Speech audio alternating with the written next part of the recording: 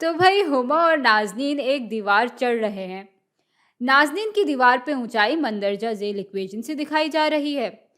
Equation में n निशानदही कर रहा है t वक्त में नाज़नीन की ऊंचाई की, जो कि फिट में नापी जा रही है। जहाँ n बराबर है 1/3 ज़रब t जमा 5 के। हुमा भी नाज़नीन के साथ ही साथ दीवार चढ़ना शुरू करती है और वो भी एक मुस्तकिल रफ्तार पे ही दीवार चढ़ रही होती है। और हुमा की दीवार पे ऊंचाई दिए गए खानों से दिखाई जा रही है। तो ये वक्त है और ये इक़दार दिखा रही हैं हुमा की ऊंचाई को। अच्छा, सवाल ये है कि हुमा और नाज़नीन में से दीवार किसने ज़्यादा ऊंचाई से चढ़ना शुरू की थी। भाई सवाल में बिल्कुल शुरू के वक्त की बात हो रही है, यानी तब वक्त तो 0 होगा। और अब देखना है कि शुरू में ही हुमा और नाज़नीन में से कौन ज़्यादा ऊंचाई पे था, या ये भी बिल्कुल मुमकिन है कि दोनों ने ही बराबर की ऊंचाई से शुरू किया हो। अब नाज़नीन के लिए तो 0 वक्त पे हम ऊंचाई बहुत आराम से निकाल सकते हैं। हमें बस इस इक्वेशन में 0 डालना होगा टी की जगह। तो 1/3 ज़रब 0 0 के बराबर हो जाएंगे और पीछे बच जाएगा 5। तो भाई नाज़नीन तो शुरू ही 5 फीट की ऊंचाई से कर रही है। और अब आते हैं हुमा पे। अब हुमा शुरू में किस ऊंचाई पे थी, ये जानने के बहुत सारे तरीके हैं। पहला तरीका तो ये है कि हम यहाँ से पीछे जाते जाएं।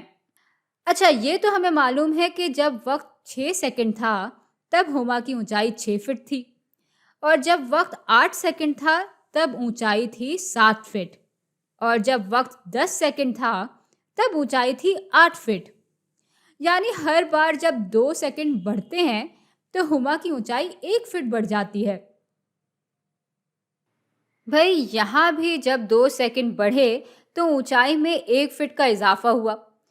और अब अगर यहाँ से 2 सेकंड पीछे जाते हैं तो ऊंचाई जाहिर है कि 1 फीट कम हो जाएगी। और अब अगर मज़ीद 2 सेकंड पीछे जाएं तो ऊंचाई फिर से 1 फीट और कम हो जाएगी। और ये हम इतने एतमाद से इसलिए कह सकते हैं क्योंकि भाई हम जानते हैं कि हुमा भी मुस्तकिल रफ्तार से ही इस दीवार पर चढ़ रही है।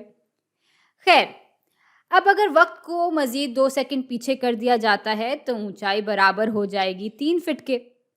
तो 0 वक्त पे हुमा 3 फुट की ऊंचाई पे थी।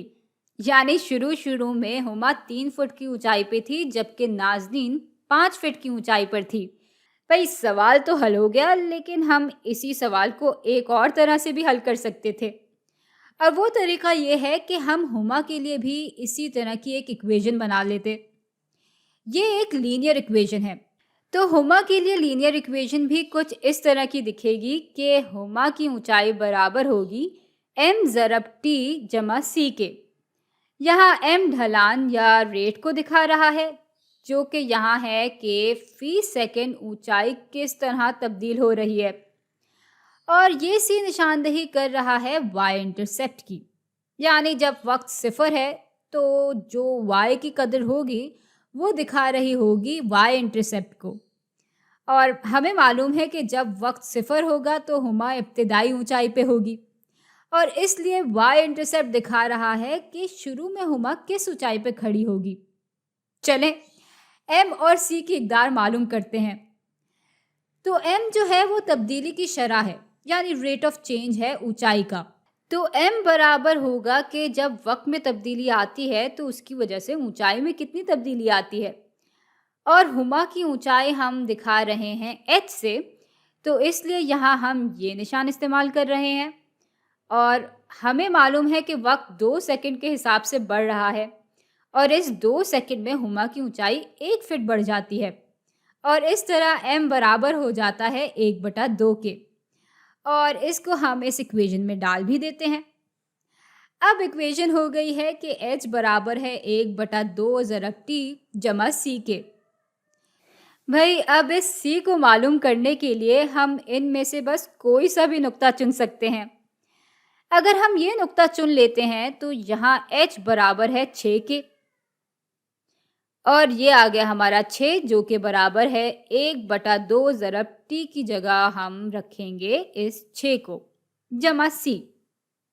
अब इसको हल करेंगे तो ये 6 तो यूं ही आ जाएगा और ये बराबर होगा 6/2 बराबर हो जाते हैं 3 के जमा सी।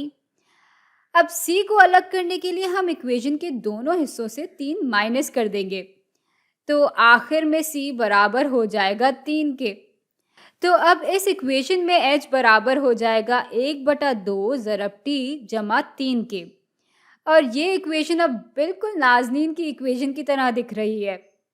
तो इसको इस्तेमाल करते हुए हम मालूम कर सकते हैं कि अगर t 0 है तो h यानी हुमा की ऊंचाई बराबर होगी 3 के, जो कि नाज़नीन की इब्तिदाई ऊंचाई से कम है।